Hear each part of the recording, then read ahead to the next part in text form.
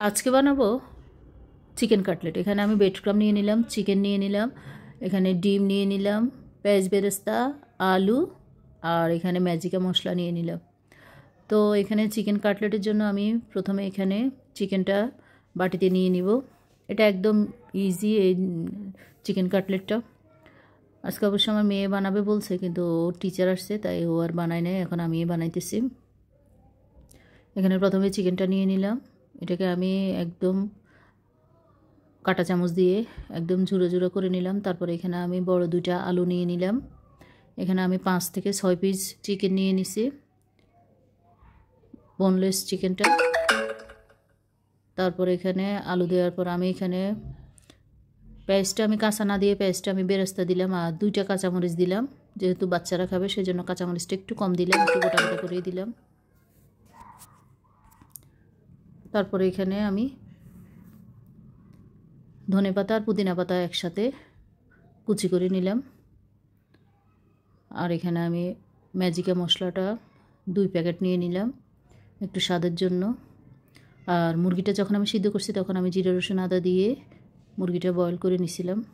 আর এখানে রান্নার রেগুলার যে তেলটা আছে ওইটাই দিয়ে দিলাম একটু, যাতে আমার হাতের মধ্যে না লাগে। এরপরে ভালো করে মেখে নিব। ভালো করে মেখে নিয়ে তারপরে আমি একদম গোল গোল করে কাটলেটের যে আপনি স্কোয়ার করতে পারেন, রাউন্ড করতে পারেন, যে এরকম ইচ্ছে ওইরকম করতে পারবেন। আমি এখানে একটু গোল গোল করে করে নিলাম, একটু মোটা করে করে নিব যাতে দেখতে একটু, কারণ এটা পাতলা করলে ব্রেড ক্রাম্বের সাথে বেশি ভালো দেখা যাবে না, তাই একটু আমি বড় করেই নিলাম। এরপরে ভালো করে একটা রাউন্ড শেপ দিয়ে আমি কাটলেটগুলি রেডি করতেছি। আর অবশ্যই যদি পারেন পুদিনা পাতা ধনে পাতাটা দিয়ে দিবেন, ওইটার আমার স্মেলটা আমার কাছে খুবই ভালো লাগে। আর এখানে আপনি চাইলে এটা ফ্রিজেও রেখে দিতে পারবেন, জিপার ব্যাগের মধ্যে রেখে, বা এয়ারটাইট বক্সগুলোতেও আপনি ফ্রিজে রেখে দিতে পারবেন। তারপর আমি এখানে ডিমের মধ্যে ভিজিয়ে নিলাম, তারপর আস্তে আস্তে ব্রেড ক্রাম্বের মধ্যে কোট করে নিচ্ছি। রোজার পরে যে ইফতারের পরে যখন রান্না করি তখন শরীরটা খুবই খারাপ লাগে, তাই হয়তো বা ভয়েসটা একটু কেমন শোনা যাচ্ছে।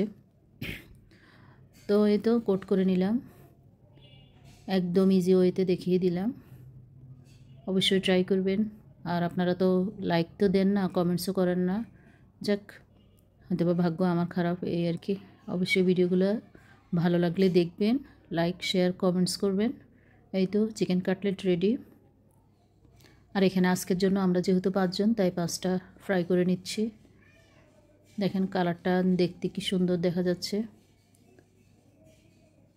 মোটামুটি আলু আর যেহেতু বাচ্চারা বোনলেস চিকেনটা খায় না, আলু দিয়ে দারুণ একটা রেসিপি রেডি হয়ে গেছে।